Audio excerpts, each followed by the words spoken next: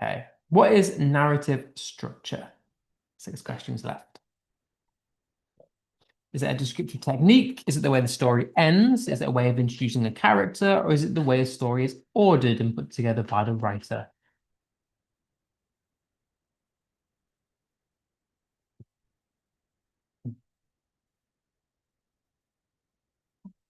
Nice. Yeah, it's the way that things are put together. It's the way the writer, I guess, organizes a story. Okay. What is a cyclical structure?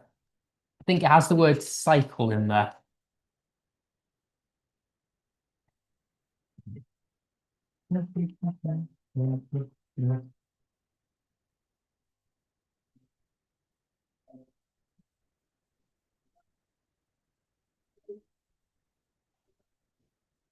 Nice, yeah. It's a piece of writing which ends the same way as it begins. Think cycle. If you come full cycle, then you start at the very beginning, or rather, you end at the beginning. You come full circle, as it were. Okay, 4 questions left. In the real GCSE exam, how many marks is a narrative task out of in total? We're thinking GCSE literature here, or other. They might refer to GCSE language. I don't know. I should have taken this question out. Yeah, if we're thinking GCSE language, it's 40. If we're thinking GCSE literature, it's 30. Always good to just know, though. Right, 3 left. How are the marks split between AO5 and AO6? I should have taken these out, but it's always worth knowing for you guys.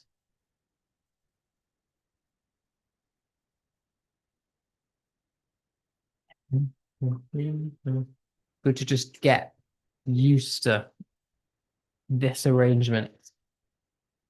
Yeah, I don't blame you for not necessarily knowing because I know we've not been through much creative writing. We have done in the past, and I told you that it is 24 for AO5 and 16 for AO6.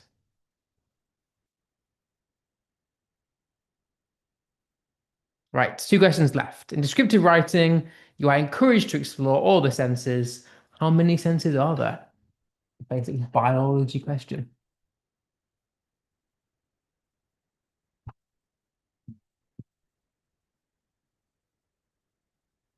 Nice. Right, last question then. Um, Now, this one I definitely should have taken out, but there we go. What type of writing is easiest to get full marks on in the exam? Personal preference, I guess. When we're talking narrative, we're talking writing a creative story. When we're talking transactional, we're talking about non-fiction writing. Whoever made this clearly didn't leave room for preference. Oh no, they did. Whichever you feel most comfortable doing, I guess. Right, let's use one today.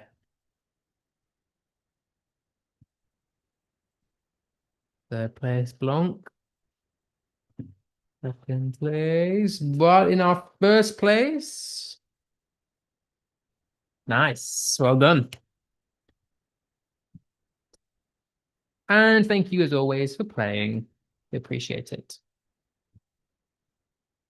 Right. Okay. So, we've kind of been reintroducing ourselves to some comprehension questions. I might make this the last one. We might do it again once more next week. But I decided this week, because the last 2 weeks we've been revisiting texts, we try a new one today, one that I haven't done with you before, but is still on the Key Stage 3 syllabus. So you might have read it, for example, Samir has read this before. Um, yeah, so you might have done it, you might have not.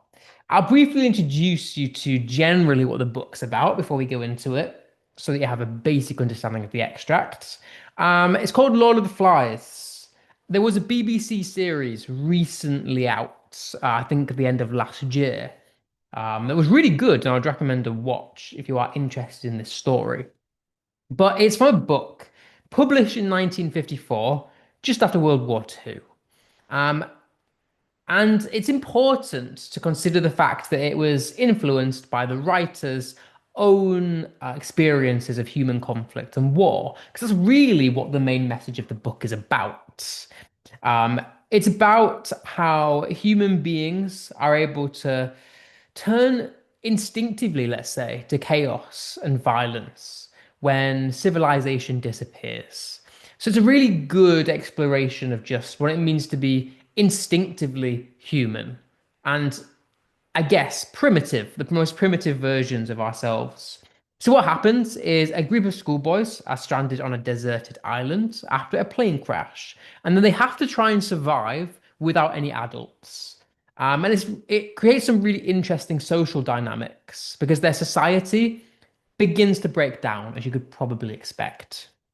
Um, so on the surface, that's what it's about, but underneath, it's really an exploration of power and, I guess, corruption in human society.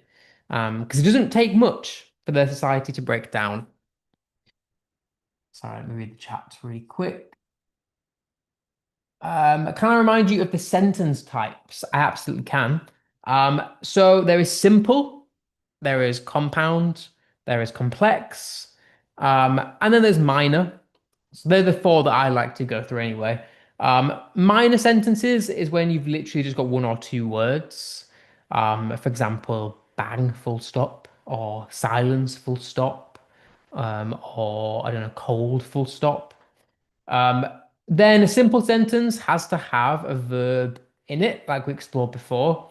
Um, it can be, actually, I won't say that. Compound is when you have two clauses that are joined by connective. So, I like going to the park. However, I don't enjoy the cold weather, would be an example of a compound sentence. Um, and then complex is slightly longer. It's when you've got a main clause and you've got a subordinate clause. So a subordinate clause doesn't make sense by itself, but the main clause does. And they're sort of the main types of sentences. Um, okay, I think that's the only question that's been asked. And can I remind you of how GCSE English works again? That's a big question. Can you be more specific than how GCSE works? I guess if you're talking about English language, it gets split into two papers. So paper one is like creative writing and stories, fiction, basically. And paper two is non-fiction. So that's your letters, articles, emails, all that sort of stuff. And in each paper, you're getting marked out of 80 marks, and half of those are creative writing tasks. And the others are for analyzing a fiction or non-fiction text. Yeah, and that's kind of the tests really. So there's two tests, one fiction, one non-fiction, and half of them are creative writing tasks. Right, let's think about comprehension then. So, like we did, I'm going to split it into different paragraphs, and as I'm reading through these, think of the three questions here. They're going to be somewhat simple inference questions, ranging up to some more deeper character analysis, just to get a practice and trying to understand characters a little bit.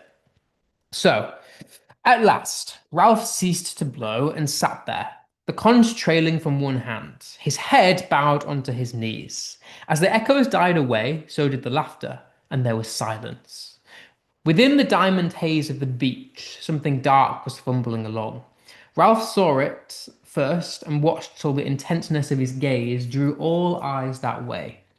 Then the creature stepped from mirage onto the clear sand, and they saw that the darkness was not all shadow, but mostly clothing. The creature was a party of boys, marching approximately in step in two parallel lines and dressed in strangely eccentric clothing. Shorts, shirts, and different garments they carried in their hands, but each boy wore a square black cap with a silver badge on it. Their bodies, from throat to ankle, were hidden by black cloaks, which bore a long silver cross on the left breast of each neck. And each neck was finished off with a ham bone frill. The heat of the tropics, the descent, the search for food, and now the sweaty march along the blazing beach had given them the complexions of newly washed plums. The boy who controlled them was dressed in the same way, though his cap badge was golden. When his party was about 10 yards from the platform, he shouted an order and they halted, gasping, sweating, swaying in the fierce light. The boy himself came forward, vaulted onto the platform with his cloak flying, and peered into what to him was almost complete darkness. Okay. So, what was Ralph holding at the start of the extract?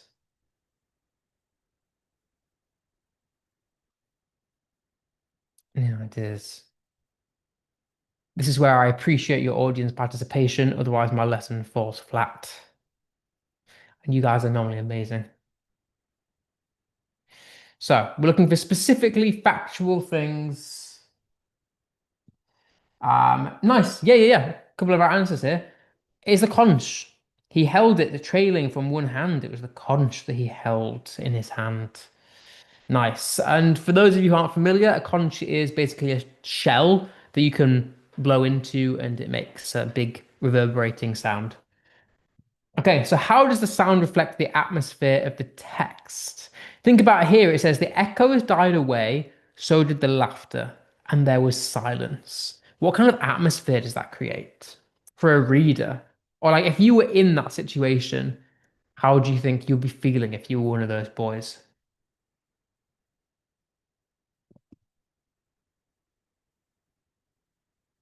Yeah, it is. Let's have a look. Um, Full of fear and tension. Yeah, absolutely. There's definitely tension there. There's tiredness as well, possibly. I feel like for a reader, loss of happiness. Yeah, definitely. Like, I do think there is some feeling or some level of it being quite uncomfortable. Like, the fact that all the laughter just dies away is, yeah, it's very unsettling. It's a bit of almost, I said, almost an ominous feeling. Yeah, to me, that just doesn't sit right with me. So, yeah, I said ominous. What does Ralph see emerging from the diamond haze? Strangers, yes. Anyone else got anything to add to strangers? An unknown creature, absolutely. Was it a creature though? Was it a creature at all? It's a stranger danger. Um, an army of boys, more specifically. Yeah, good boys that were described originally as a creature. So this is more the question that you'd get at GCSE for AO1.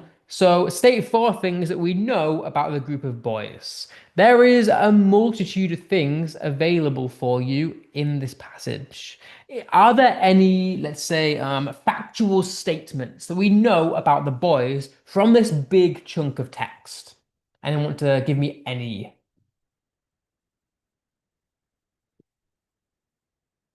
that they know? I'll start you off with one. We could say they stepped onto clear sand is a fact that we know. Their own one boy controlled the group is a great fact. We do know that. They wore black cloaks. We know that is true. Whilst I get some more answers in, I'll answer this. What are the assessment objectives? So for GCSE English language, there are six assessment objectives. Number five and six are purely to do with creative writing. So number six is spelling, punctuation, and grammar. And then AO5 is like the way that you write. But the other four are assessed as questions. So AO1 is basically comprehension. Can you pick things out of a text? So can you pick very simple quotes? Can you get facts like this? Um, AO2 is language analysis and structural analysis. So, how the writer has used language to get a point across or to describe something. AO3 is about comparing texts. So, how do different writers get different points of view across between two different texts? And then AO4 is about evaluation. So, how the writer, or rather, do you agree or disagree with a statement that's made about a text? And if so, why? is essentially what they are. Okay, right. Some more facts. They had silver badges, correct. They wore shorts and shirts, correct. They wore a black cap with a silver badge, correct. Nice. Yeah, there's plenty you could have for this. I'll give you all mine. These. So we already got one boy controlled them. We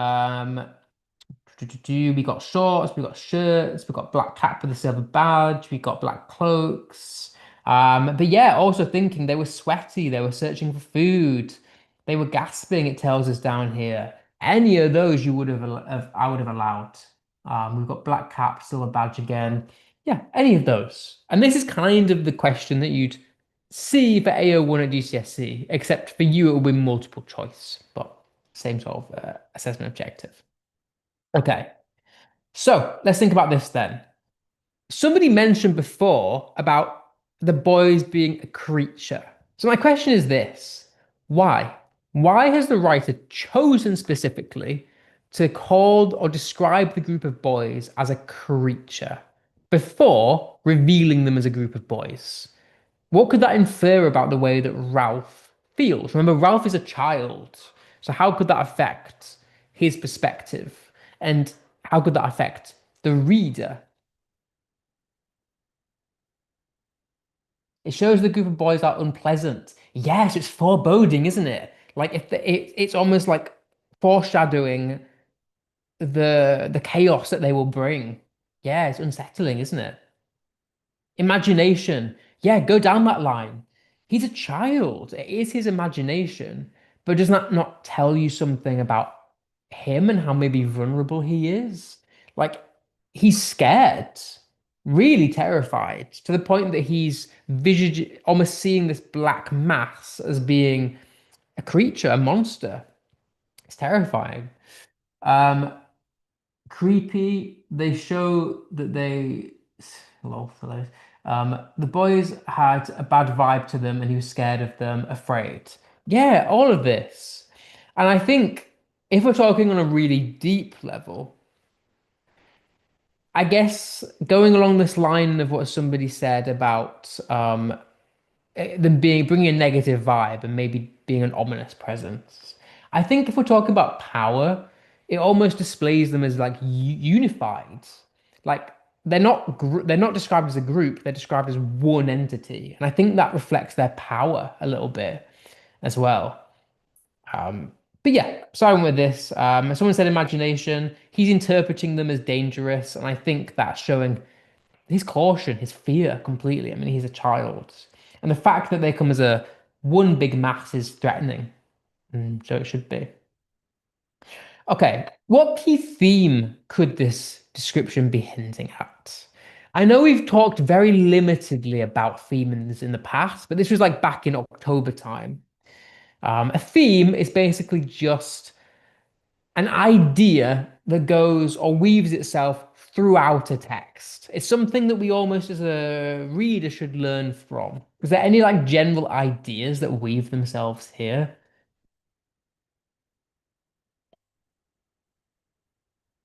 Any ideas? I might tell you this one because I don't know if it's something that people would guess. I think it's telling us something about how in a group you might lose your sense of individuality.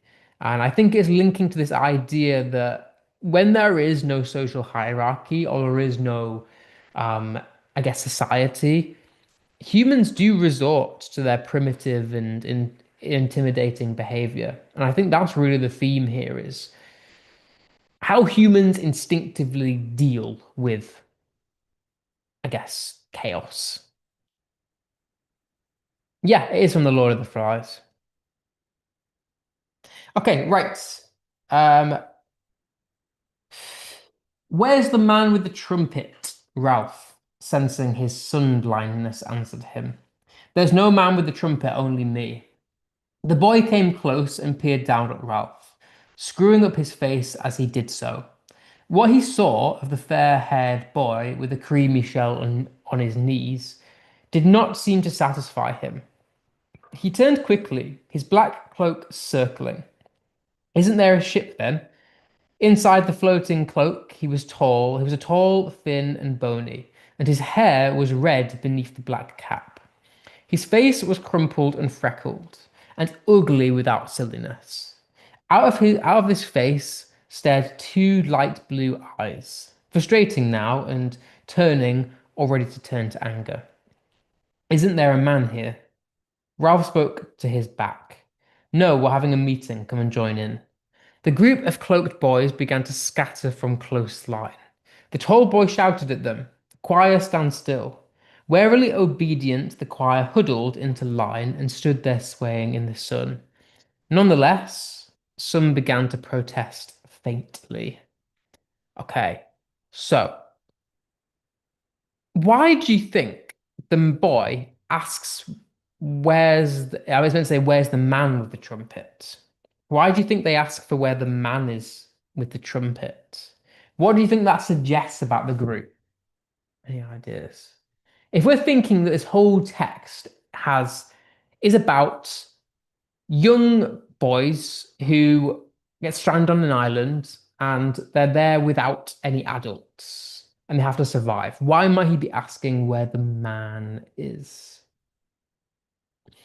Can you show this really works on emails and stuff? On the slide should be available to you. Um, I think Mr. Siddiqui said that when the email link goes out for today's session, he always sends the link for the PowerPoints.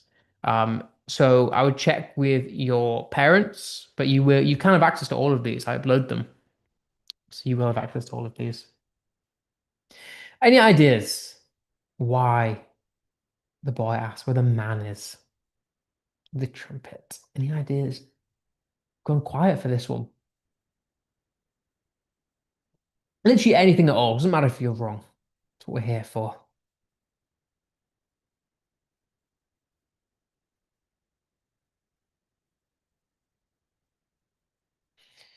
Oh my gosh, nobody. Wow, this is the quietest you've ever been. I think you've got to think, like, if you were a child and you were stranded on an island by yourself, I think you'd feel quite out of your depth. You'd feel quite intimidated. The group could have thought that the man could help them escape. Maybe the trumpet failed to come because they're part of a group. I think the closest answer is that they could have thought the man could help them escape. I think they associate being an adult with wisdom and knowledge and security. And when they find out that there is no adult, is when the fear really starts to kick in because they see authority as being a grown-up thing. And it really shows you how dependent they are on adults. Like they're kids, they can't survive by themselves on this island. So the fact that they've even asked if there is an adult shows how dependent they are, and almost like they were hoping for an adult to come because they almost feel like they need one, yeah, to survive. He's isolated and lonely because he's going all by himself. He does not realize what's happening, and then when he is home, it's all normal. It's different from. Yeah, it's all to do with like the loneliness that they feel that now there's no adults, the apprehension. Okay, so how does Ralph's response, "Only me," present his character? He says, "There's no man with a trumpet, only me." How does he deal with the situation? Confident, independent. I like these words. Yeah. I think it's a calm response, isn't it, to the situation. It's very assertive. Only me, full stop. Really says something to you about, I guess, the leadership within our character, Ralph. I think there's a quiet confidence there. He's not exaggerating his importance, but he's merely stepping up and being a calm leader, which I think the group needs in this situation. So that's how I think it supports the character. Okay, how does the boy react to seeing Ralph? And what does this reveal about his expectations of leadership? So, it says here, the boy came close and peered down at Ralph, screwing up his face as he did so. What he saw of the fair-haired boy with the creamy shell on his knees did not seem to satisfy him. He turned quickly, his black cloak circling. So how does he respond to Ralph?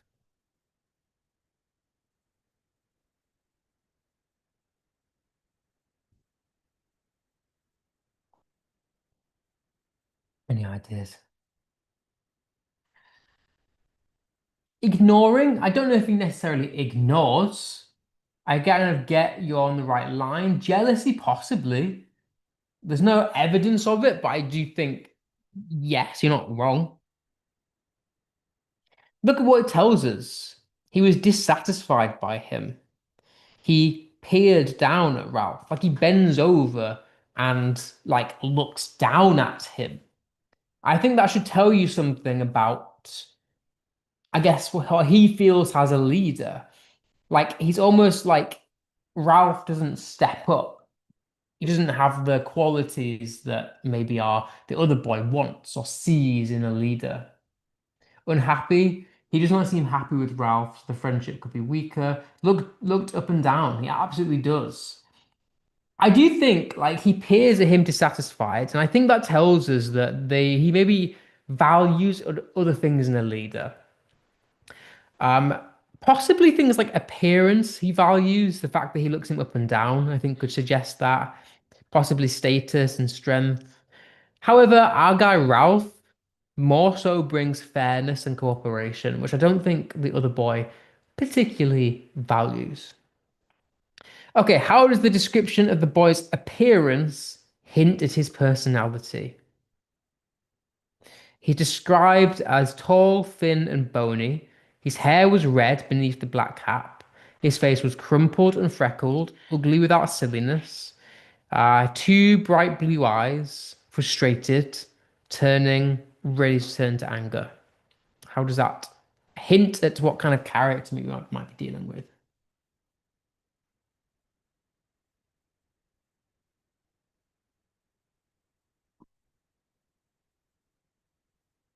Any ideas?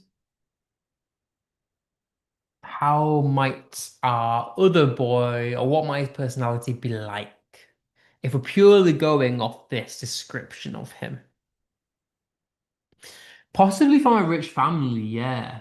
Definitely arrogant. Stressful and arrogant. Multiple people said arrogant. I agree, there's definitely a judgment. There's an arrogance there. And I think, like, the fact that you described as ready to turn to anger, possibly quite aggressive and almost bad-tempered or ill-tempered. Um, yeah, I do think he maybe wants to control, kind of like someone said before, jealousy. I think this boy wants to be the leader and wants or has a desire to control. Yeah, he's described as thin, bony, ugliness without silliness, all creating quite a harsh and intense character. Definitely arrogant, although I haven't written it, but I wish I had. Definitely aggressive. Right. What kind of leader do you think Ralph is in comparison to the other boy? And is there anything that supports this?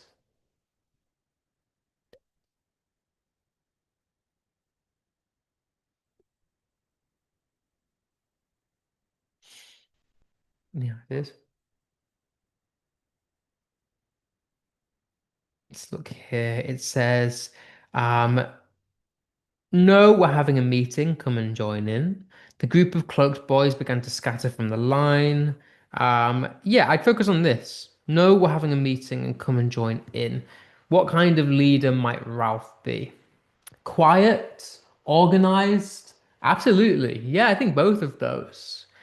I think, what kind of leader would like invite new strangers in? What kind of person would do that?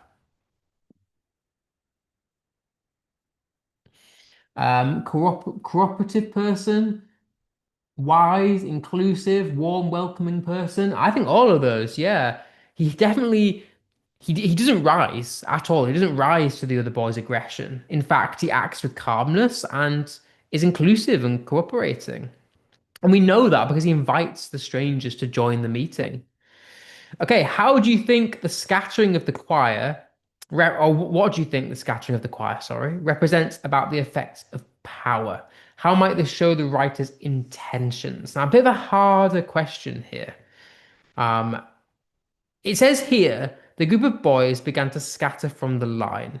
The tall boy shouted at them, choir stand still.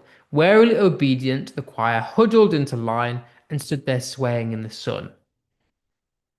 I guess, why do you think they come out of line? Why do you think they scatter?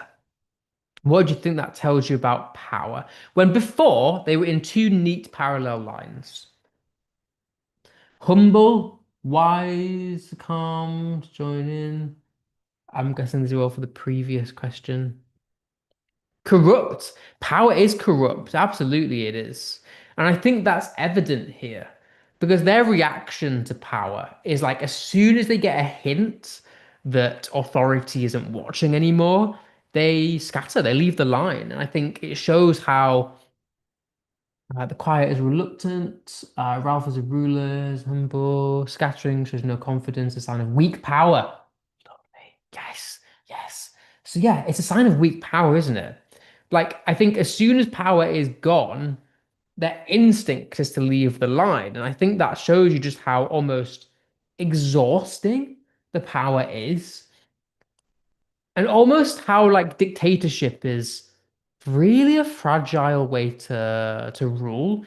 Like the boy is trying to rule with an iron fist, but the boy is as soon as the other boy has, I guess, let his guard down, the group is scattered. Like, yeah, power is weak. Power is very weak. It's corrupt and unorganized. Right, 10 more minutes. How does the boy control the choir, and what does this reveal about his leadership style? So look at the bottom here. How does the boy control the choir?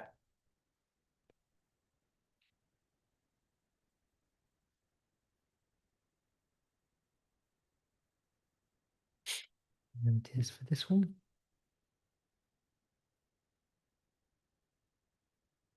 Okay, by giving orders. Lovely. Yeah, yeah, yeah. By giving orders.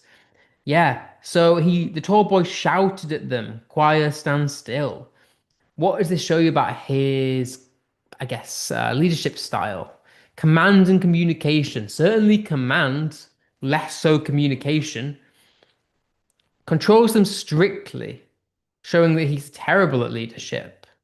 Yeah, I guess it depends what you class as terrible. I definitely think it's not a very moral way to lead. Um, but yeah, definitely strict. He's a commanding leader.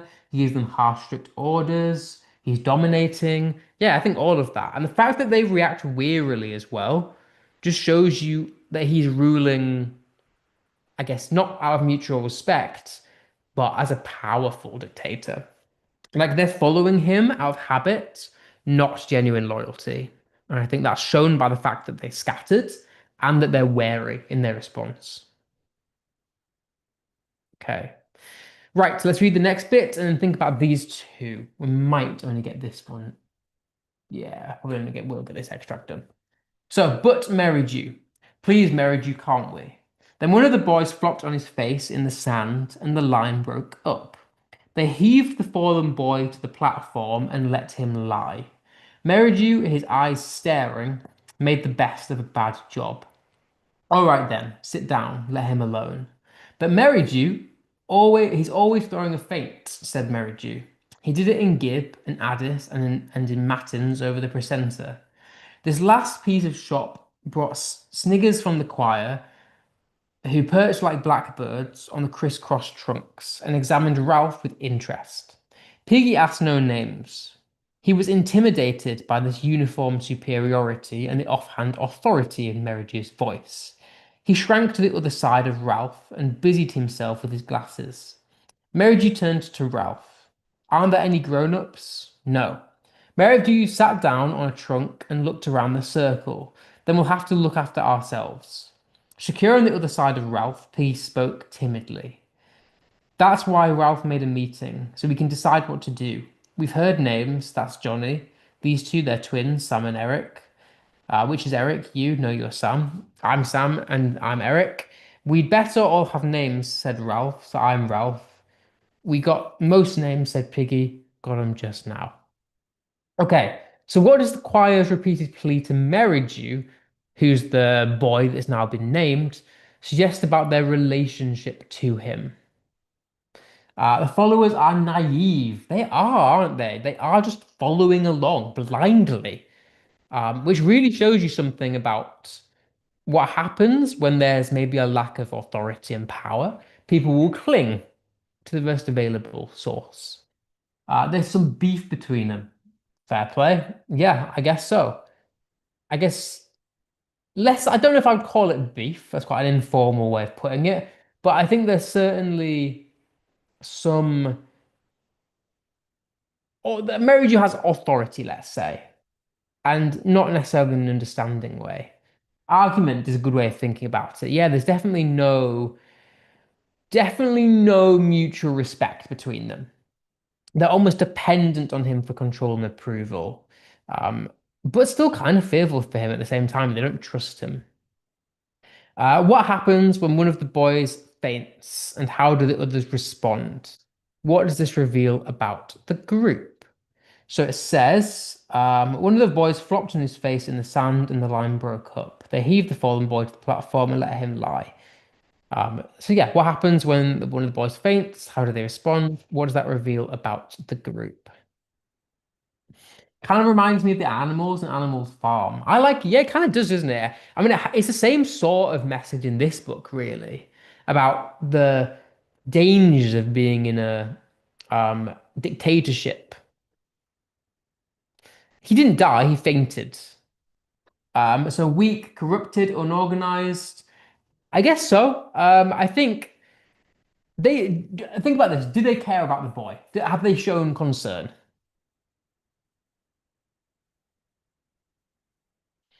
They're used to the boys' faintings, controlled. Yeah, I said this. I think the orderly formation collapses. And it shows that they do have concern for the boy. And I think they care for him because they put him into safety onto the platform. However, it's very clear that Mary Ju reinserts control um, by talking about like he's always throwing a feint and almost dismisses the incident. And I think it reveals that the group's discipline is largely superficial. And again, we're critiquing this idea of having a hierarchy.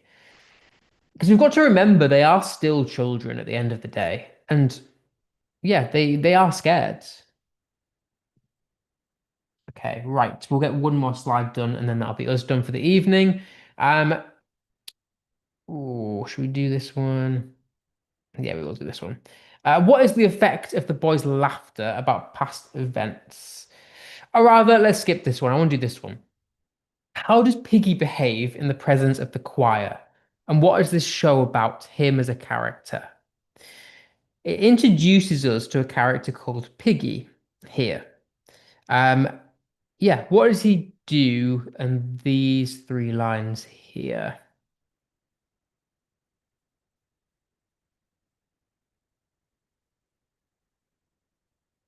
Yeah, it is.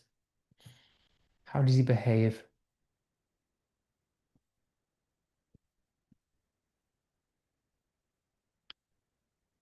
I wouldn't say necessarily cruel. I think he acts awkwardly. Yeah, he's staying to himself and acts very awkwardly. Yeah, he it says here that he feels intimidated by the superiority and shrinks to the side of Ralph. What does that tell us about him as a character, though? Someone said that he feels worried about everything, especially the others. Yeah, he's definitely a more fearful character than the others. Um, Definitely, you could say more vulnerable than the others. He definitely lacks a certain confidence about him, potentially because he doesn't have any status in the group. He behaves as if he is the smartest and most important. I don't know if most important, but I think there is, I would agree with your thing about maybe him being the smartest. Yeah, I think it shows his vulnerability. He clearly lacks confidence. He avoids interaction and feels very intimidated by the other boys. Okay, we'll get this last question done then. Um, what does Meridu's statement, then we'll have to look after ourselves, suggest about his attitude? Could that in any way foreshadow conflict in this novel? And if so, how? What kind of conflict could be? being hinted at here. Any ideas?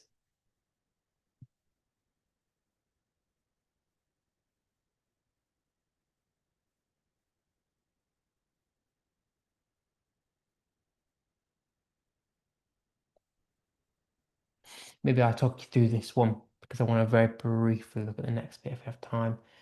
So, yeah, I think the fact that he says we'll have to look after ourselves, he is definitely accepting responsibility, or shifting responsibility at least onto the other boys. He is definitely pragmatic. He's willing to take control. But I think he believes he should be the leader. And I think that's going to create conflict because he's going to continuously feel like he's owed the power, and therefore that's going to create arguments later down the line. Like he's trying to position himself as being an authority figure. And obviously that's going to cause clashes down the line. Independent, or multiple people have said independent, responsible despite his young age. Absolutely. Right. Just for the last 5 minutes, then, we'll take a very quick look at this last mini section here. Um, Kid's name, said Merridew. Why should I be Jack? I'm Merridew. Ralph turns to him quickly.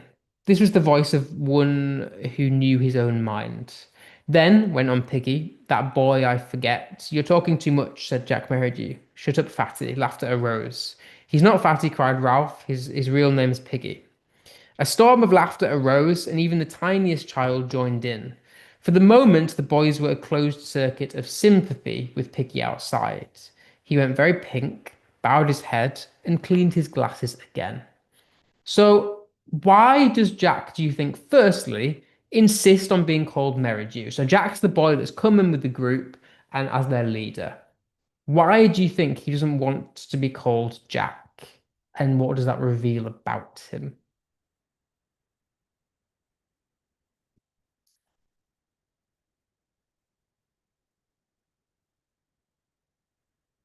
Mhm. Any ideas? He says here about it being a kid's name. Think about the whole point of this novel and what he associates the idea of being a kid with. He wants to be intimidating. I think, yeah, that's on the right lines. I think he's acting as if he's the most old-fashioned. He wants to be addressed separately, and most importantly, he wants to feel special. I think all of these are on the right lines, maybe slightly superficial, but definitely on the right lines.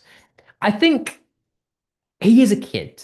He clearly associates authority with grown-ups. And I think he wants to distance himself from the idea of being a kid because he clearly wants the power and he doesn't, and he associates weakness with being a child. And so he's trying to almost gain that superiority by calling himself an adult or trying to link himself to an adult because he's trying to give himself status. He associates childhood as being symbolic of naivety and a lack of power. And he wants to be the grown up, he wants to be the leader. It's scary and different, links to arrogance and confidence, absolutely does. Right, last question then, and then Key Stage 3 are genuinely over. So why does the group exclude and pick on Piggy, do you think? Is there anything that would suggest why they want to purposefully exclude him? And why, on a deeper level, they will have chosen him, considering that they are just children? And what happens to children when there are no adults around? And what happens to humans in general when there's no authority? Because they're on the side of Merridew and might get some sort of punishment because he's a weirdo. I wouldn't say he's a weirdo. Um, I think I don't know if we're on the right lines here. Think about like why they would have purposefully picked him. He's clearly a bit overweight, and I think they see that as a weakness, even though it's absolutely not. And I think he becomes quite an easy target to them. And it really tells you something about power. They're almost, I would argue, deflecting and scapegoating. Like they're clearly quite scared. And you would be if you were a child lost on an island by yourself with no adults. And I think I guess, this scapegoating is resultant of their fear.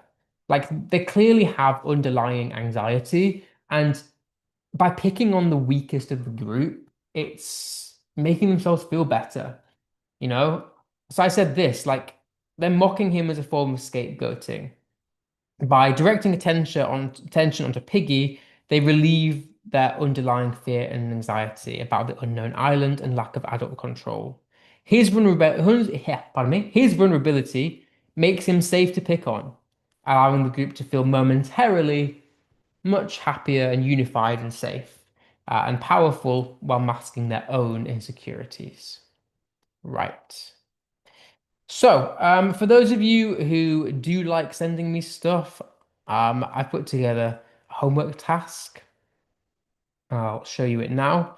Um, yeah, with this one question here, it's more of a language practice question. But if you want to send me anything, please do, as always. So yeah, this is the homework for this week. And please, if you are going to send me something to this email, please. But otherwise, we'll give it a couple of minutes and then we'll make a start on GCSE stuff. And I'll stay around for a couple of minutes in case anyone from Key Stage 3 wants to ask me anything.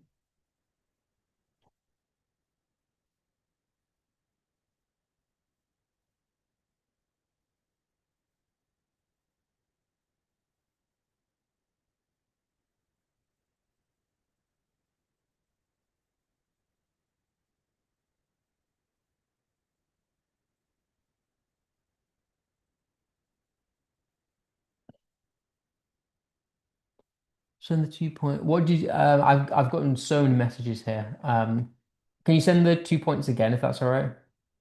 I don't know which how far back your message was.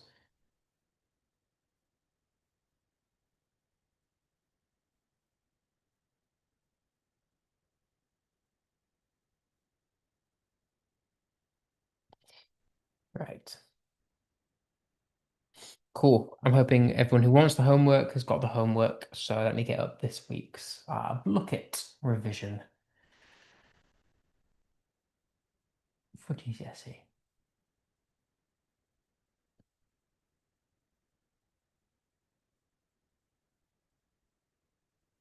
Any preference in game? I feel like we always do the same ones. We always do Gold Quest and Crypto. So maybe let's go down here.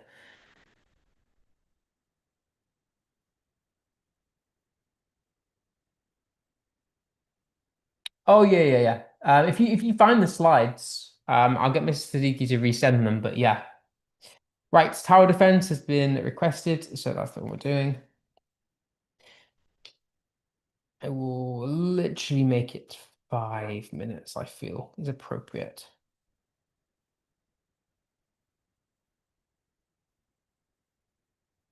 Cool. Right. So join as quick as you can, and then we'll make a proper start.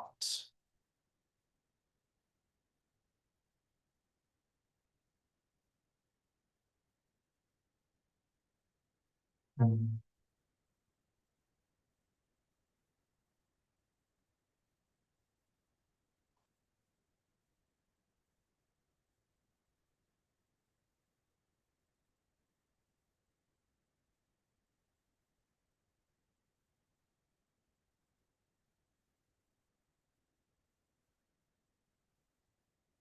Oh, nice to meet you, Sloan.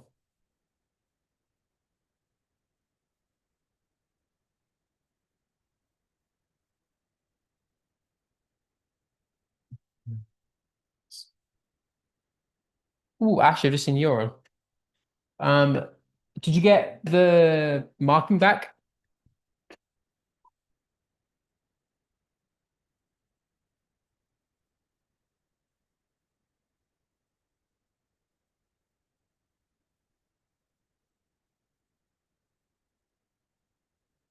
Nice.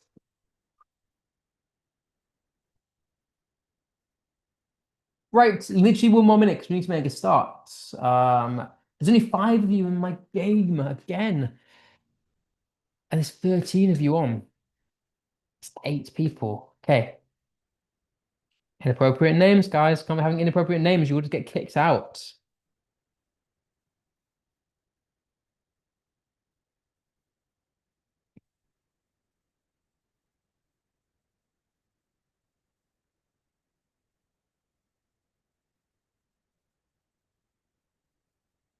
Okay, right. So let's make a start then. As always, I'll put the code in the chat in case anyone wants to join mid game. Okay.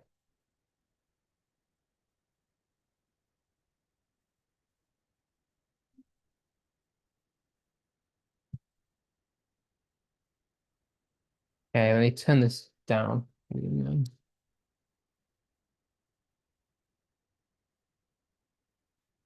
Okay. ID's there if you still want to join midway through. It's only 4 minutes, so you don't have too long to wait if otherwise.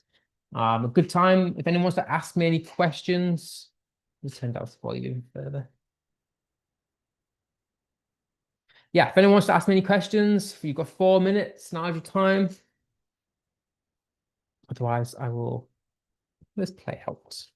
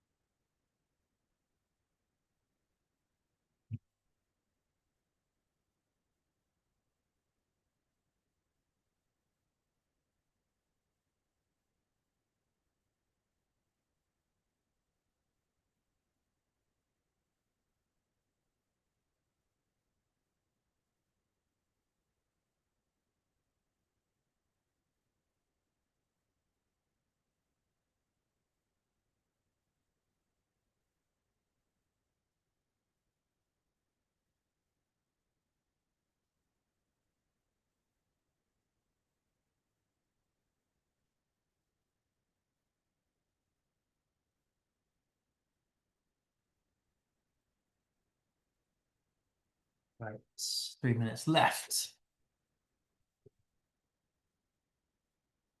Ooh, Baguette is winning this one. Okay, Ashley says, indicate online as well. Happy for you to say. Yeah, that would be a pretty reasonable question you would get. And I mean, it depends in what context, because it would be more asked from the context of a character. So, for example, it might say, "How is the inspector?" used to convey Priest's moral message, kind of thing. I've never seen a question quite as general as that, but it's not something that you won't get if that makes sense. But yeah,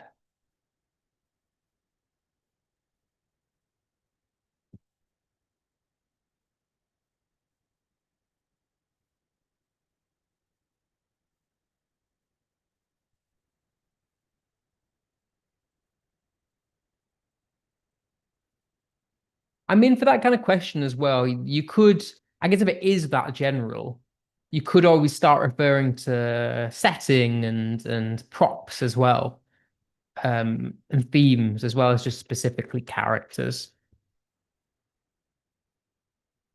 What would you say if it was that question? How do you think the quiz was setting? If that was me, I would refer quite heavily to the inspector. Um, oh wait. Sorry, I didn't read the question properly. How please uses setting to convey his message. Sorry, I didn't read your thing properly. Um, yeah, that is a more difficult one. I don't think you would get a question like that because it's a bit too specific to setting, especially when setting barely changes. I mean, most of it is lit. Well, it's pretty much all just set inside one room. Um, so yeah, I'd be very unlikely to see a question like that.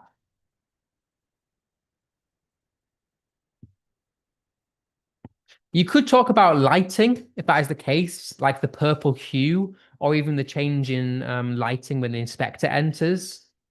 So, like for example, when the play first opens, there's a pink hue on the stage, and then when the inspector enters, you get that like colder light. That definitely could be something you refer to.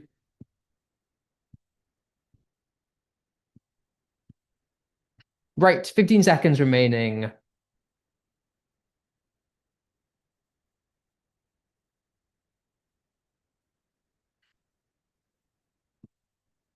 4, 3, 2, 1. Let's see who has won.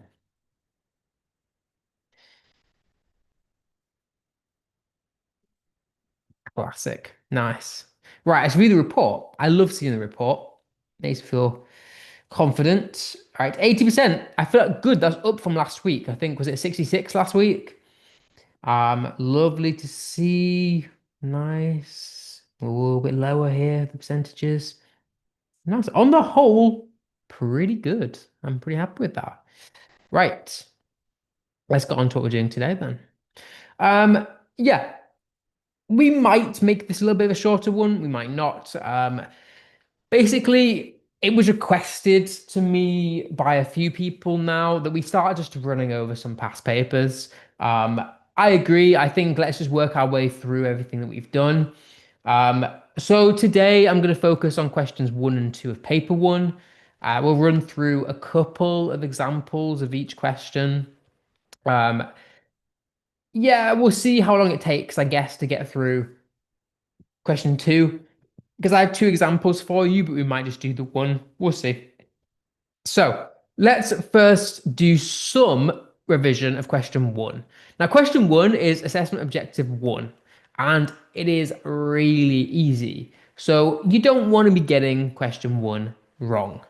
It's the one that looks like this. You'll be given a really short part of the extract and four multiple choice questions.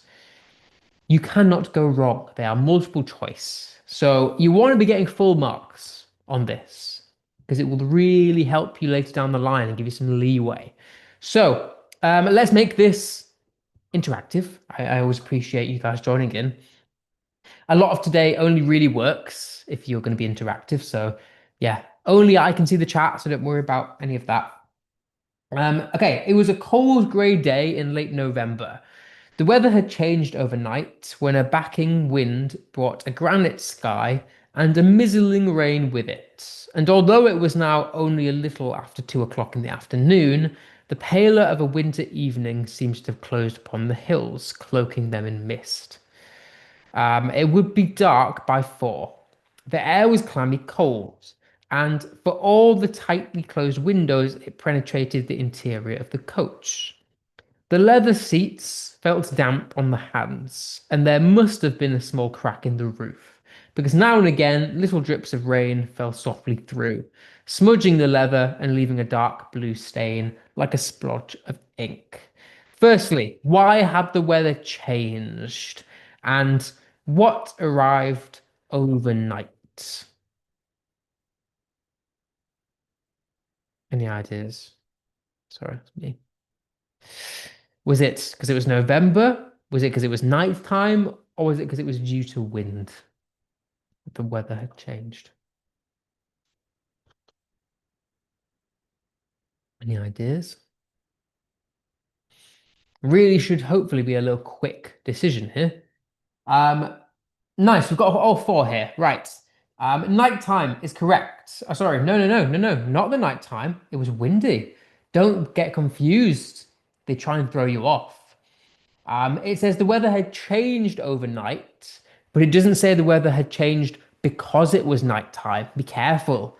But it does say that the weather had changed because it was windy. It said when a backing wind brought a granite sky and mizzling rain with it. So it's inferring that the wind caused the weather change, but the night was when it happened, if that makes sense. So don't get confused. It was due to the wind. Yeah, lovely. A few people got due to the wind. Okay, what arrived overnight? A number of people are all in agreement that it is the mizzling rain. How is the weather in the afternoon? A few people have said, oh, got some discrepancy for this one. Oh, what do we think? I said it was misty and dark. A few people have gone with frosty for this one. I think you're thinking about the hills. I can't remember where it was. The hills were frosty. Um, Close upon the hills, cloaking them in mist. Yeah, it says. Where does it say it? It says the weather changed overnight. It was a cold, grey day, 2 o'clock in the afternoon. Um, Cloaking them in mist. It was dark by 4. So it was misty and it was dark. How does the rain affect the inside of the coach? A few people got this one right as well. Yes, through the crack. It tells us there must have been a small crack in the roof. Nice. Right, got three more of these. So, different text. Hale knew before he had been in Brighton 3 hours that they meant to murder him. With his inky fingers and his bitter nails, his manner cynical and nervous, anybody could tell he didn't belong to the early summer sun, the cool Whitsun wind of the sea, the holiday crowd. So, how soon did Hale realize the danger? What were Hale's fingers like? What does Hale's appearance suggest? And how does Hale seem to feel? Any ideas?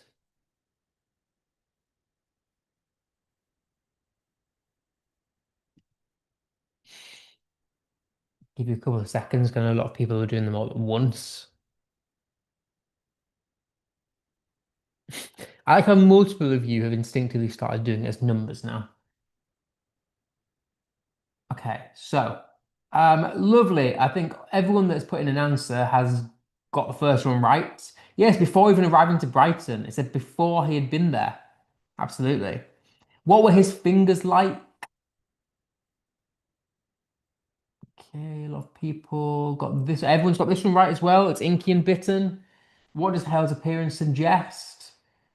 Got one. No. Ooh, a couple of people discrepancy here. Mostly right though. I think only one person got this wrong. Yeah, he's out of place. And then how does Hale seem to feel? We've gone for anxious, anxious, anxious, anxious, anxious. Everyone going anxious. Lovely, love to see it. Right, we've got two more. At the corner of Oxford Circus, Rosabelle bought a bunch of violets, and that was practically the reason why she'd had so little tea. For a scone and a boiled egg and a cup of cocoa are not sufficient after a hard day's work in a hat shop. As she swung onto the step of the bus, grabbed her skirt with one hand and clung to the railing with the other, Roosevelt thought she would have sacrificed her soul for a good dinner, something hot and strong and filling. So, what did Roosevelt buy? What did Roosevelt buy to eat? What did Roosevelt buy to drink? And how does Roosevelt feel as she gets onto the bus? Wait for a couple more answers to come in.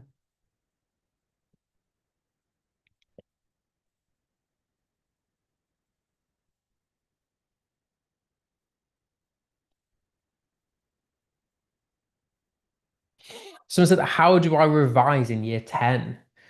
It depends specifically what you're doing. If you're talking about language, the best way to go is practice. So, especially for something like language and structure, you want to be practicing picking out terminology, which we'll do a little bit of in 5 minutes' time. And then for literature, again, practice and just memorizing quotes, really. It's probably the best way to go. Right, okay. For the first question, everyone's got this right. It is a bunch of violets. Let's see number two. A couple of people getting this right as well. It is a scone and a boiled egg. Number three, multiple people getting this right as well. It is a cup of cocoa. And how does Roosevelt feel as she gets onto the bus?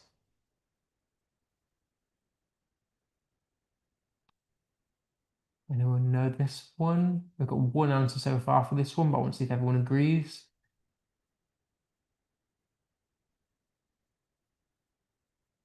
Nice, good people agreeing. It is hungry. Yeah, it says she would have sacrificed her soul for a good dinner. Um, yeah. Right, last one then, and then we'll go on to some question two on language. Mr. Fisher lived alone in a small terraced house in the centre of town. He did not own a car and therefore preferred to do as much as he could on his weekend marking in the form room after school. Even so, they were usually two or three stacks of books and papers to take home on the bus. It had been a disappointing term at St. Oswald's. Okay, so firstly, where does Mr. Fisher live? When did Mr. Fisher try to do his marking? How does Mr. Fisher get home? How does Mr. Fisher feel? What do I do? I'm not sure. I would, in terms of language, practice, honestly practice. So go back through all of the slides from these sessions because I've done loads on breaking down each assessment objective and how to answer each question specifically. So I would go back through all of these and practice picking out terminology. Practice putting together point, evidence, terminology, explain, reader paragraphs. Yeah, really practice. If you go onto a website called Physics and Maths Tutor, you can find every past paper available on there um, with mark schemes and some example answers. So I would definitely recommend going and doing that. Okay, right, let's see what people got for this. Loads of people have said, nice, a small terraced house. When did Mr. Fisher try and do his marking? After school, lovely. Loads of people also saying bus for the third one. And then how does Mr. Fisher feel? We've got one answer through so far for this. Oh, we've got two conflicting answers through from part of this. Anyone else?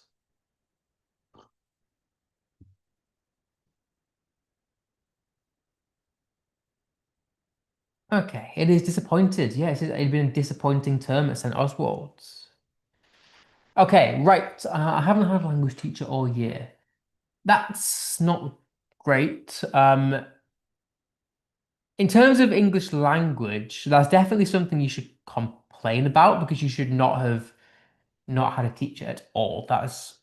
Yeah, that's ridiculous. Yeah, definitely something you should put an official complaint about because that's really terrible. Okay, right. So that's that bit done for today then. Next, we'll think about question two a little bit. So, those of you who've been with me for a while, and hopefully you year 11s will know what is required for question two.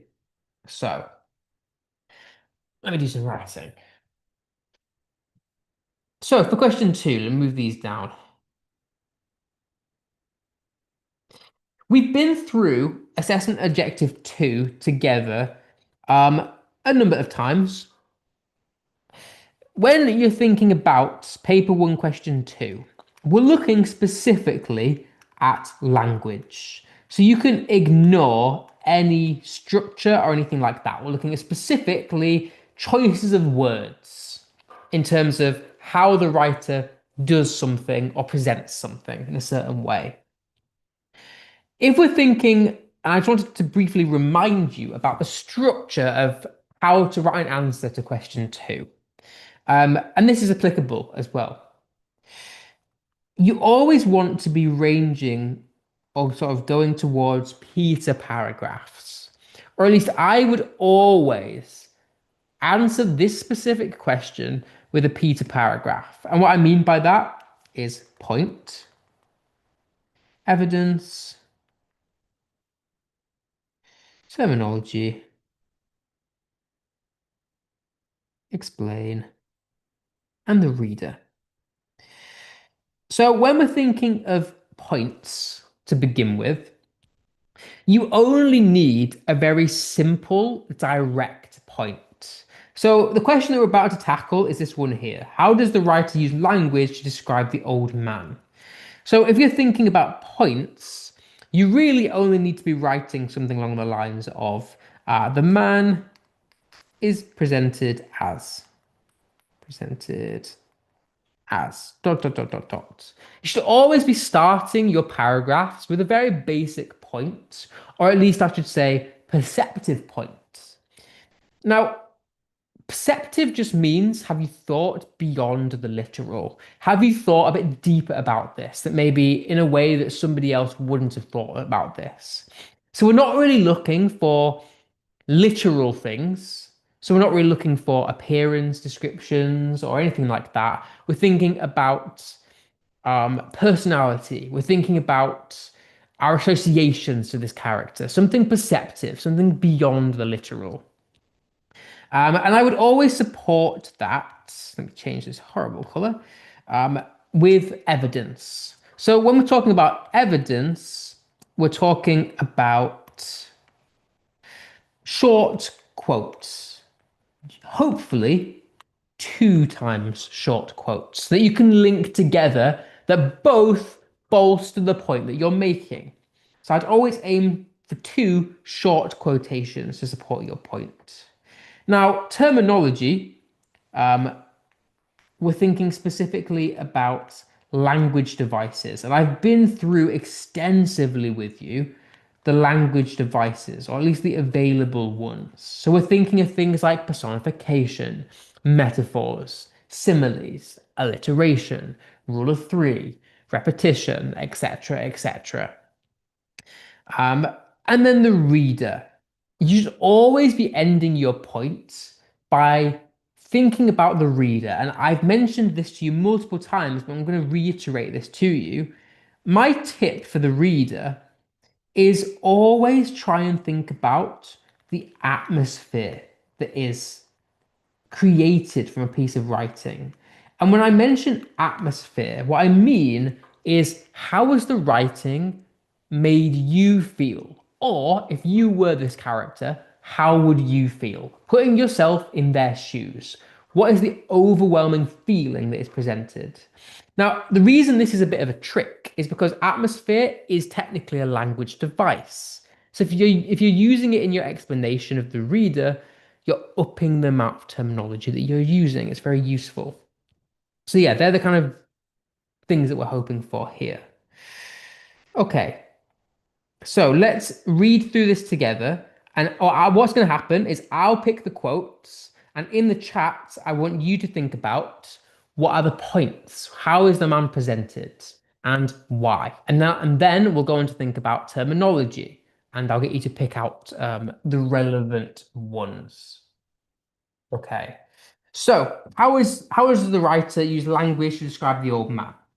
The old man was thin and gaunt and deep with wrinkles in the back of his neck. The brown blotches of the benevolent skin cancer the sun brings from its reflection on the tropic sea were on his cheeks. The blotches ran well down past the side of his face, and his hands had the deep creased scars from handling heavy fish on the cords. But none of these scars were fresh. They were as old as erosions in a fishless desert. Everything about him was old, except for his eyes, and they were the same colour as the sea, and were cheerful and undefeated. So, the first quotes that I'm going to go with are thin and gaunt, um, deep wrinkles, brown blotches, and deep creased scars, wherever that was. Deep creased scars. Now, if we're thinking about specifically these descriptions, how is the man presented? Has anyone got a good point? I wouldn't necessarily write about the author's intentions here, um, because you don't know what the author's intentions are. Like, you are not expected to know this text.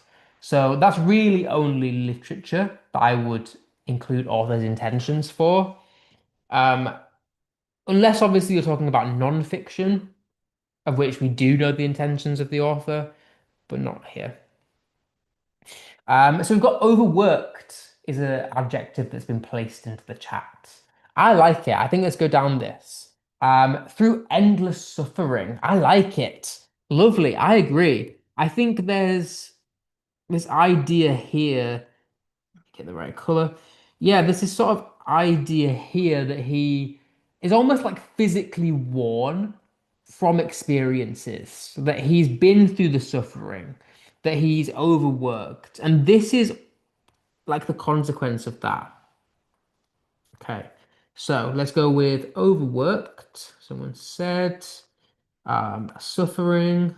Someone else said, nice. So let's make our point then that he is physically worn and clearly has experienced some form of hardship. So I'll put point. I won't write out the full sentence, but I'll just put the bullet points. I'll put physically worn, been through hardship slash suffering. Okay, and we've got our quotes there. If we're thinking about language devices, are there any language devices in the pink highlighted quotes?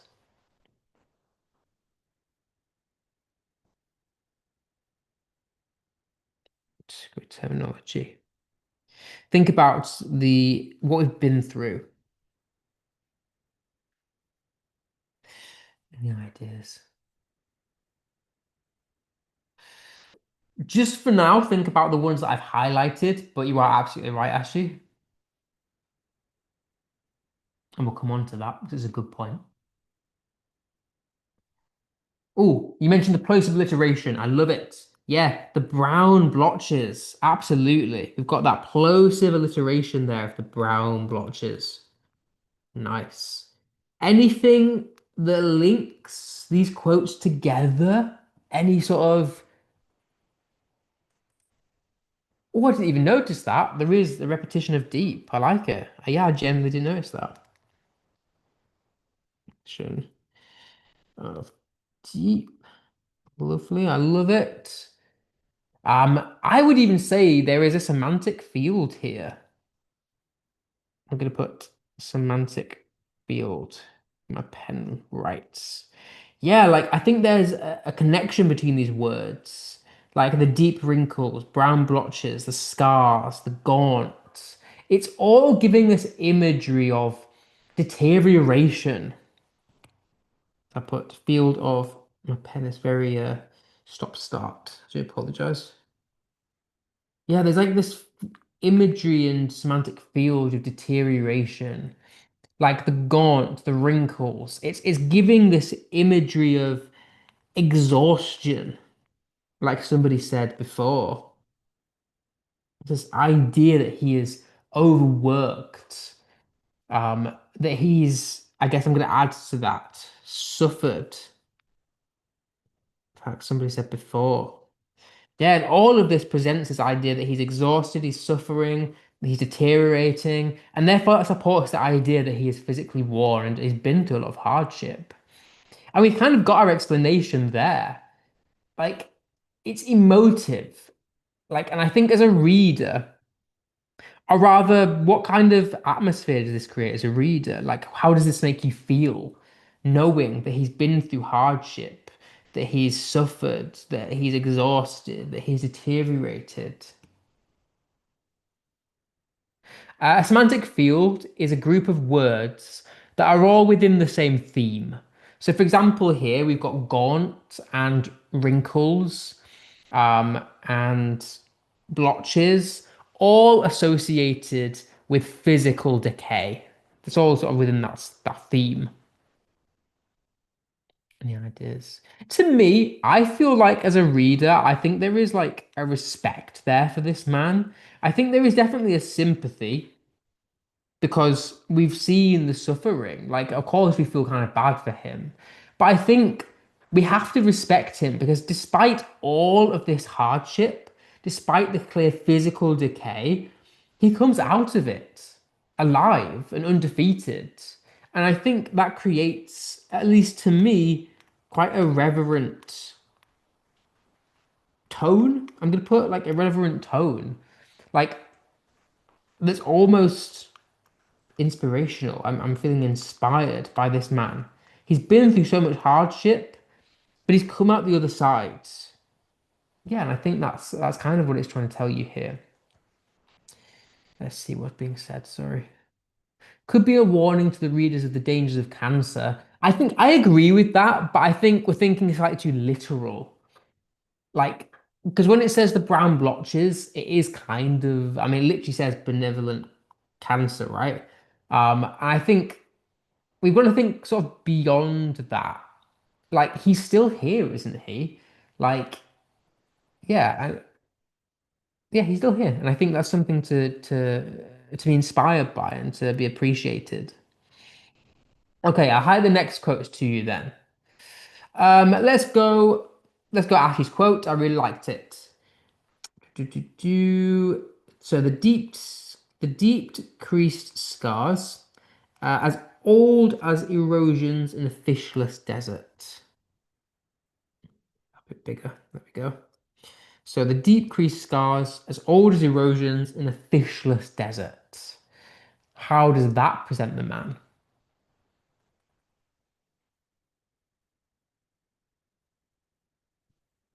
Any ideas? What could you make as a point? Is there any adjectives you could describe him as?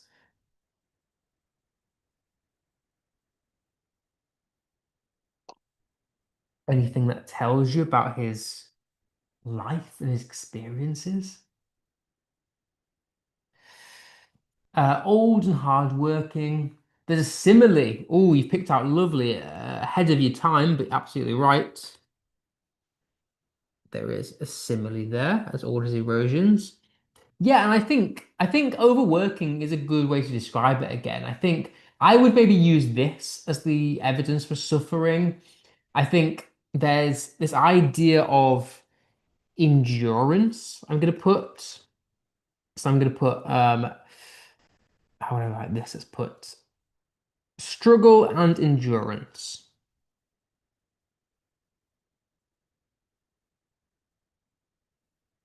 Yeah, struggle and endurance. Like he is enduring, like or he has endured.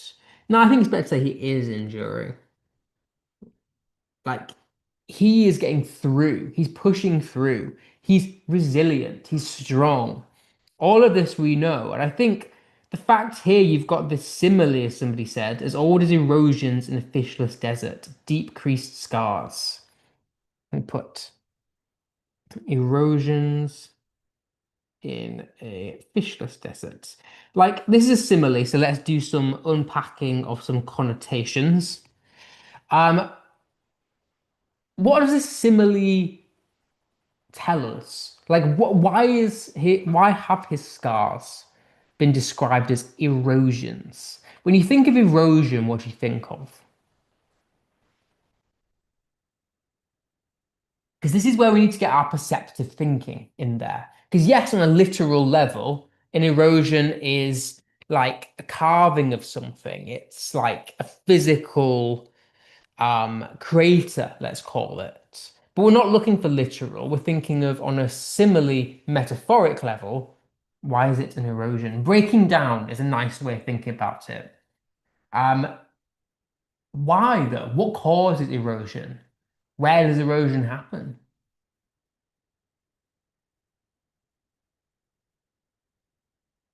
Falling apart makes us feel better that the man has worked a lot. I agree. I think I would maybe word it in a way that it's not makes us feel better, but I guess makes I'm going back to that inspiration again.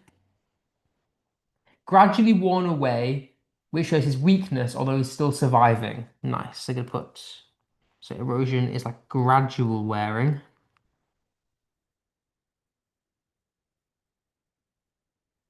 Nice. So I guess there we could say there is some foreboding in terms of its unending, but it is gradual. Um, Erosions, things that erode are ancient, I guess natural structures erode. Sorry, I'm getting more things in the chat. Dehumanizing. I like it. I think dehumanizing, but not necessarily in a bad way. I think dehumanizing in a somewhat, I guess, good way. I'm going to add that down here. dehumanizing. And when I say in a good way, I think, I guess the way that I would pick this apart is I think things that erode are like ancient natural structures, right? Natural structures. And I think like erosion shapes things. It shapes a landscape over time. So I don't think it's necessarily a bad thing. Like when it says erosion, I don't think it's necessarily like he's been worn down. I think you could also interpret it like he's been shaped by the landscape. Like his hands are stories of his life. He has been shaped by the sea and by his own life. And I think that almost pushes him to like a mythic level. Like I would almost describe him as being quite mythical, like big and almost like godlike in the description of him. Like he's been shaped by nature, by his surroundings. So I think he's got a mythic quality to him. Yeah, almost as well, I'm going to say timeless as well. Like it's got sort of timeless quality. So we've got the erosions, but I do think I agree with Ashley as well. I do think there is a level of negative erosion to this, that he is just being worn down. So you could interpret it multiple ways, of course. But I think in terms of the fishless desert, then, the erosions in a fishless desert, what's that all about? Why has it been compared to a fishless desert? Because it's quite a powerful metaphor there.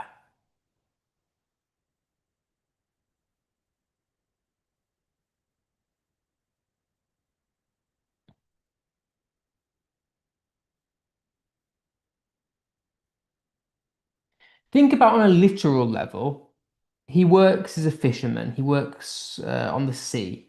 So, on a literal level, to be fishless is horrible for him because that's his livelihood. So you could think about it in terms of loss and deprivation.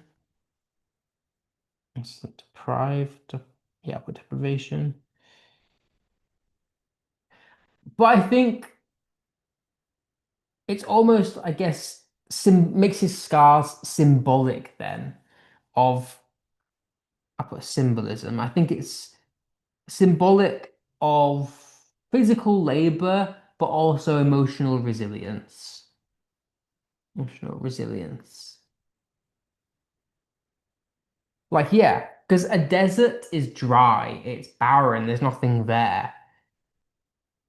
Yet he's persisted, he's lived. Like, nothing lives in the desert. Well, I don't say nothing, but very few things can live in the desert.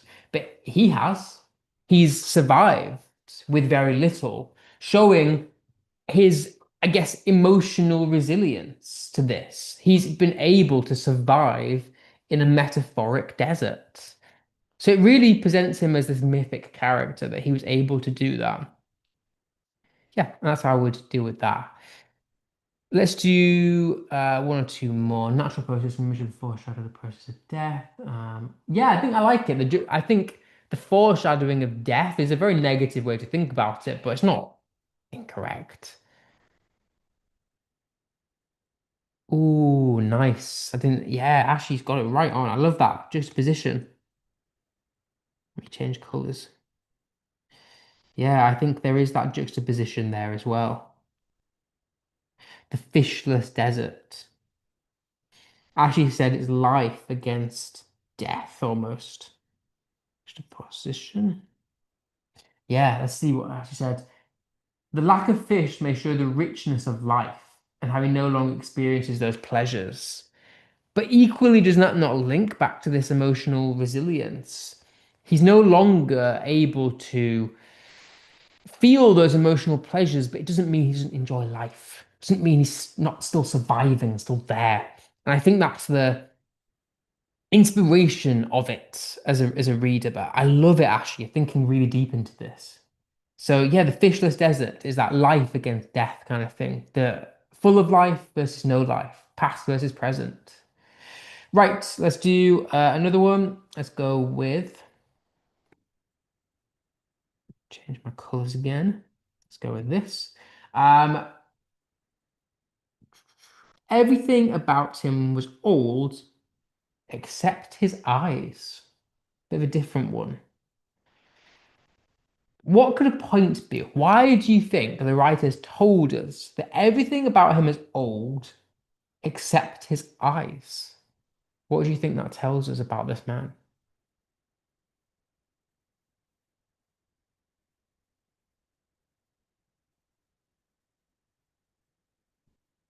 Any ideas? Because I think you've got there some juxtaposition. You've got the contrast between the rest of his body and then his eyes. And I think both of them are almost symbolic of different ideals and different things.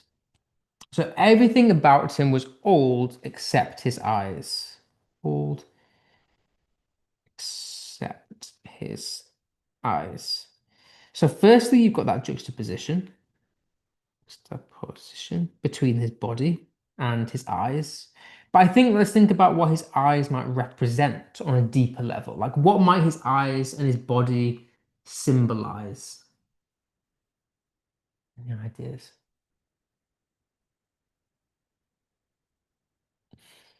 His personality is different to his appearance. Expand on that, 'cause I think you're absolutely right, but expand on that.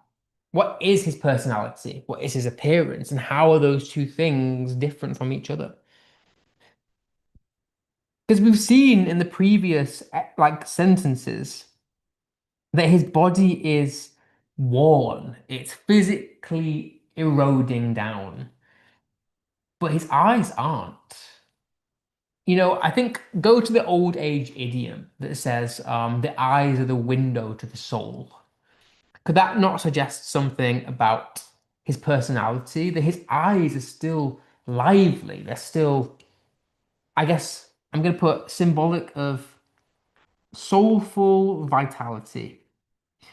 Like, I think he's still full of hope and passion, despite the fact he's been through suffering. He is yet again endured. Knowledge, knowledge. I love it. Knowledge and wisdom. He's attached to the sea, and there's an inner bonding between him and his eyes. I love it. I was going to come on to that next, but I think you're absolutely right. He is, he is in love with the sea, and I think he's found his purpose, despite the fact that this job has ground him down physically and mentally. He's still alive on the inside. He's still full of purpose and passion and love on the inside. Knowledge is represented by his eyes. What do I mean physically eroding? Well, if he'd have been here now, there's a metaphor in this text about his body eroding. He's literally been ground down. Like he's got cuts and scars and bruises and cancerous blotches. Like he's literally corroding. Okay, so we've got the symbolism, we've got the juxtaposition between the suffering and his vitality. So I think as well, it also describes his eyes. I'm going to highlight this as part of our point as cheerful and undefeated. So it shows us that even though his body is wound down, his will is not broken. Like he's still full of love. So no broken will, I'll put. No broken will. Despite all of the suffering that he's been through. Despite the suffering. And I think that really is testament to his level of endurance and resilience. So I think if we're going to make any point, it needs to be that he's resilient. And I think the explanation is the symbolism of the eyes, the hope that is still there. And I think as a reader, that is an empowering thing. Like it should fill you with inspiration Like you should come away from that feeling inspired and empowered. Empowering. Sorry, I don't know my pen's very stop start. There we go. Empowering as a reader because he's got inner strength. He might not have outer physical strength, but he is, yeah, powerful on the inside, and that's a beautiful thing. Like somebody said, the connection to the sea. Right. We'll do one more, and then we'll call it a night on this. Um, I want to focus on the point that somebody made on his connection to the sea. Change my colors again. Let's go with red on this one. So it says here, his eyes, everything about him was old except his eyes, and they were the same color as the sea. What kind of language devices do we have there? They were the same color as the sea. It is. Let me write that down in our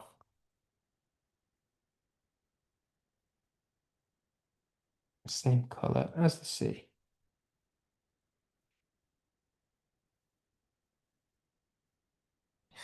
Let's change my pen because that's getting really annoying. Same color as the sea.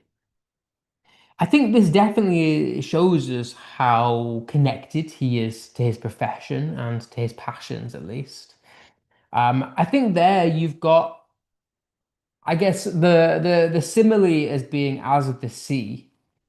Like his eyes can't literally be the sea, so we've got that simile there, that connection. But I think also it's symbolic of his passion, of his again vitality, if we're going to say it. His the fact that I do think he feels purpose despite the physical boundaries in his life, and I think that it shows us a deep connection, like somebody said before. Now, I think I want to pick apart very quickly before I let you go this idea of the sea as well. I mean, when I think of the sea, I think of things like its depth, it's how expansive it is, how mysterious it is, how unpredictable it is, how strong it is.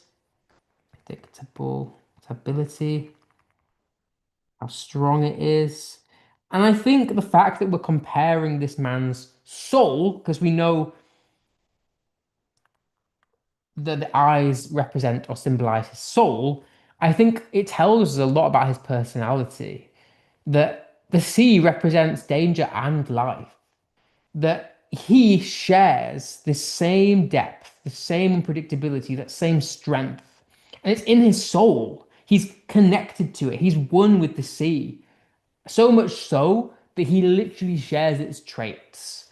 That is the sea is his purpose. And it reinforces all of this, reinforces his identity. His identity. Yeah, and I think, yeah, it shows us that he is almost inseparable from the sea. And I think it depends how you interpret it. You could view the sea yourself, if you wanted to, as something quite melancholic and full of solitude. But I don't know if I would necessarily read it like that. I think it's more telling us how deep this man is, how he shares its same depth. And I think the tone and almost atmosphere that's created is one of peace at the end of the day. I think, yeah, peace. I think you could see it as melancholic and full of solitude, but I think peace. I think he is a character who knows who he is. And I feel like we as a reader understand that he's dedicated to the life that he's in. And I think we respect that. At least I respect that about him. And I think, yeah, I think that's it. He's connected to the sea. He so much so that it's his passion, it's his soul. And therefore we respect that. It's beautiful. Okay, right. We'll call it the end. I'll stay around for a couple more minutes in case anybody wants to ask me any questions. But otherwise, have a lovely week back at school.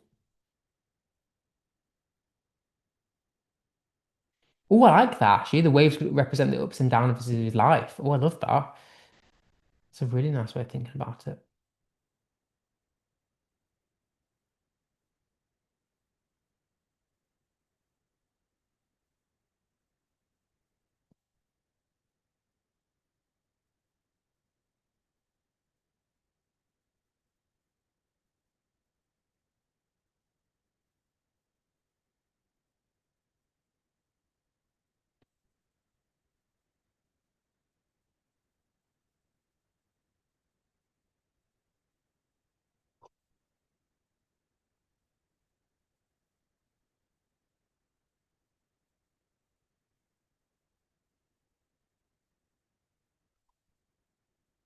No questions?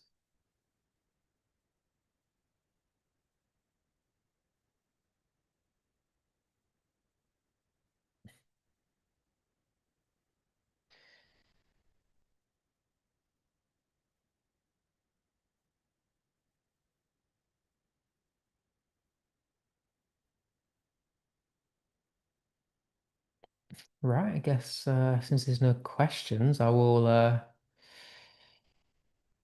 let you all go and have a lovely evening. Thank you for coming as always.